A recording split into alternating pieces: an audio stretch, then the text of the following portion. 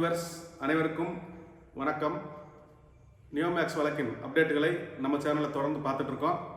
அந்த வகையில் நியோமேக்ஸ் நிறுவனத்தின் இயக்குநர்களின் கேன்சலேஷன் ஆஃப் பெயில் அது வந்துட்டு ஆனந்த் வெங்கடேசன் நீதியரசர் அவர்கள் முன்பு வந்தப்போ அவர் பரத சக்கரவர்த்தி அவங்களுக்கு போட சொல்லியிருக்காரு. அதைத் தொடர்ந்து உயர்நீதிமன்றத்தின் தலைமை நீதிபதி அவர்கள்ட்ட போய் அவங்க CJ chief justice of Madras high court அவர் மாண்புமிகு நீதியரசர் பரத சக்கரவர்த்தி அவருக்கு அந்த வழக்கை பட்டியலிட்டிருக்காரு. அதைத் தொடர்ந்து அந்த வழக்கு கோப்புகள் கேஸ் கட்டு பண்டல்னு சொல்லுவோம் இல்லையா, அது எல்லாமே மதுரையிலிருந்து சென்னை உயர்நீதிமன்றத்துக்கு அனுப்பி வைக்கப்பட்டிருக்கு. ஏன்னா பரத சக்கரவர்த்தி அவர்கள் சென்னை உயர்நீதிமன்றத்தில் இருக்காங்க. இந்த ஜனவரி 2ஆம் தேதி வரைக்கும் கிறிஸ்துமஸ் மற்றும் புத்தாண்டு விடுமுறை, Christmas and new year holidays அது முடிஞ்சவொடனே ஜனவரி 2ஆம் தேதி நீதிமன்றம் ரீஓப்பன் ஆனதுக்கப்புறம் நீதிமன்றம் திறந்ததுக்கு பிறகு இந்த வழக்குகள் எத்தனாம் தேதி வரும்ன்றது பட்டியலிடப்படும். தற்போது இன்னொரு செய்தி என்னன்னா, தேவகோட்டையைச் சேர்ந்த மார்க்கெட்டிங் மேனேஜர் கார்த்தி அவர் தேவகோட்டையை காலி பண்ணிட்டு இந்த நியோமேக்ஸ் பிரச்சனை வந்தோடனே டெபாசிட்டர்ஸ் எல்லாம் தேடுறாங்கன்னு தெரிஞ்ச உடனே தேவகோட்டையை காலி செஞ்சு மதுரை மாவட்டம் வாடிப்பட்டியில் போய் குடியிருக்காரு. தொடர்ந்து நிறுவனத்தின் மீட்டிங்கெல்லாம் கார்த்திகேயன் அவரோட ஜூம் ஐடியில் இருந்தால் நடந்திருக்குது. அப்போ அந்த ஜூம் ஐடியில் கார்த்திகேயன்ட்ட ஒரு சிலர் கேள்வி கேட்டிருக்கிறாங்க. அதற்கு அவங்க மிரட்டும் தொனியில் பதில் சொன்னதுனால கோபமடைந்த அந்த முதலீட்டாளர்கள் திருச்சி கருமண்டபத்தைச் சேர்ந்த பசுபதி அவர் 15 லட்ச ரூபா அவர் பணமும் மற்றவங்க வாங்கி டெபாசிட் பண்ண பணமும் 15 லட்ச ரூபா அதை கேட்டு போயிருக்காரு. அது கார்த்தி தகராறு பண்ணதுனால அவரை காரில் ஏற்றிட்டு 2 நாளாக சுற்றிட்டு இருந்திருக்கிறாங்க. அதற்கப்புறம் அக்கௌண்ட்டில் 4.5 லட்ச ரூபா பணமும் ரொக்கமாக 3.5 லட்ச ரூபா பணமும் வாங்கிட்டு அவரை திண்டுக்கல் மாவட்டம் சின்னாலப்பட்டி அப்படின்ற இடத்துல காரை விட்டு இறக்கி விட்டு போயிட்டாங்க. அதை தொடர்ந்து இந்த கார் திண்டுக்கல்லேருந்து சானார்பட்டி ரோட்டில் போயிட்டு இருந்திருக்குது. இந்த இடைவேளையில் கார்த்தி 100ஆம் நம்பருக்கு ஃபோன் பண்ணியிருக்கிறாரு அவசர காவல் உதவிக்கு. அப்போ அவரை இறக்கி விட்டுட்டு அந்த காரில் போன 5 பேர் போலீஸ் அங்கே இருக்கிறத பார்த்து நம்மளை தான் நிறுத்துறாங்கன்னு பயந்து அந்த பேரிகார்ட்லேயும் அங்கே இருக்கிற காவலர்கள் பொதுமக்கள் மேலே இடிச்சிட்டு நிற்காமல் போயிருக்குது. அதை தொடர்ந்து போலீஸ் கண்ட்ரோல் ரூம் அலர்ட் பண்ணப்பட்டிருக்குது. போலீஸ் கண்ட்ரோல் ரூம் அலர்ட் ஆனோன்னு இவங்கெல்லாம் காவல்துறையினர் விரட்டி இருக்கிறாங்க. விரட்டி போகும்போது 4 பேர் இறங்கிட்டாங்க.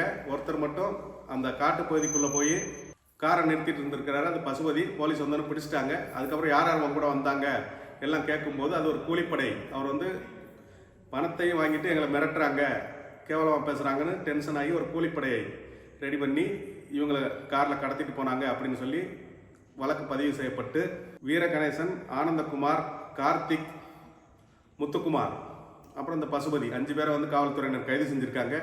கடந்த 2 நாட்களாக கார்த்தியை காணவில்லைன்னு சொல்லி வாடிப்பட்டி காவல் நிலையத்தில் அவங்க வீட்டாளுங்க புகார் கொடுத்துருக்காங்க. அதுவாக வாகன சோதனையில் இவங்க எல்லாரும் இடித்து தள்ளிட்டு வாகனங்கள் நிற்காமல் போய் பொதுமக்களுக்கு உயிருக்கு அச்சுறுத்தல் ஏற்படும் வகையில் போயிருக்காங்க அப்படின்லாம் வழக்கு பதிவு செய்யப்பட்டிருக்குது. காவல்துறையினர் இவங்களை கைது செய்து 3 லட்ச ரூபா பறிமுதல் செஞ்சுருக்காங்க. அதாவது 3 lakhs ரெக்கவரி ஆகிருக்குது. இவங்க 5 பேரும் ரிமாண்டு நீதிமன்றத்தில் ஆஜர்படுத்தப்பட்டு ரிமாண்ட் செய்யப்பட்டுள்ளார்கள். இந்த செய்தி அனைத்து தொலைக்காட்சிகளிலும் மற்றும் பத்திரிகைகளிலும் பெரிய அளவில் வந்திருக்குது. நம்ம இந்த டெபாசிட்டர்ஸ்க்கு சொல்கிறது என்னென்னா, ஏற்கனவே பணத்தை இழந்துட்டீங்க, மன நிம்மதி இழந்துட்டீங்க, குடும்பத்தில் கஷ்டமான சூழ்நிலை, உறவுகள், சொந்தம், பந்தம், ஃப்ரெண்ட்ஸு எல்லாத்தையுமே இழந்துட்டீங்க. பணத்தை போட்டதுக்கப்புறம் எல்லாரு கூடயும் பகை உருவாயிருச்சு.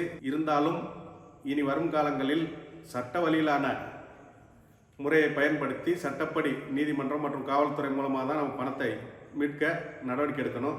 அப்படி இல்லாமல் இது மாதிரிலாம் போனீங்கன்னா நம்ம பணத்தை இழந்ததோடு கிரிமினல் கேஸுக்கும் ஆளாகி இப்போ ஜெயிலுக்கும் போயிட்டாரு, இன்னும் ஜெயிலுக்கும் போக வேண்டியிருக்கும். இந்த மாதிரி சூழ்நிலைகள் வேண்டாம். உங்களுக்கு உயர்நீதிமன்றம் நல்ல வழியாக நடவடிக்கை எடுத்துகிட்டு இருக்காங்க. பொருளாதார குற்றப்பிரிவு காவல்துறையினரும் EOW மதுரையும் வேகமாக வழக்கை கொண்டு போயிட்டுருக்காங்க. அதனால் அவசரப்பட்டு இது மாதிரி கிரிமினல் வழக்கிலையும் போய் ஜெயிலுக்கும் போய் பிரச்சனைக்கு ஆளாக வேண்டாம்.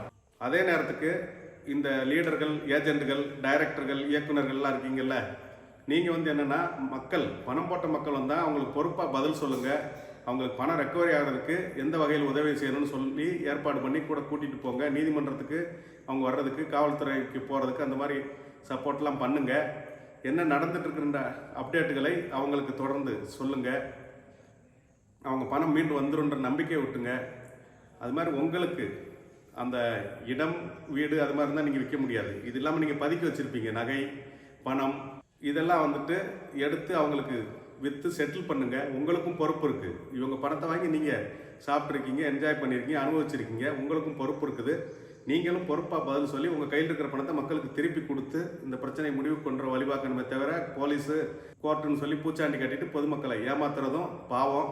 எனவே முதலீட்டாளர்களும் சரி, நிறுவனத்தாரும் சரி, அந்த குற்றம் சாட்டப்பட்டவர்கள் அக்யூஸ்டுகள், எதிரிகள், இவங்க எல்லாமே வந்துட்டு அதை சுமூகமான முடிவுக்கு வர்றதுக்கு உரிய முயற்சிகளை மேற்கொள்ளுங்கள் அப்படின்றது தான் நம்ம இதன் மூலமாக கேட்டுக்கிறது. இதே போல் அப்டேட்டுகளை தொடர்ந்து தருவோம். அதுவரை காத்திருங்கள். நன்றி, வணக்கம்.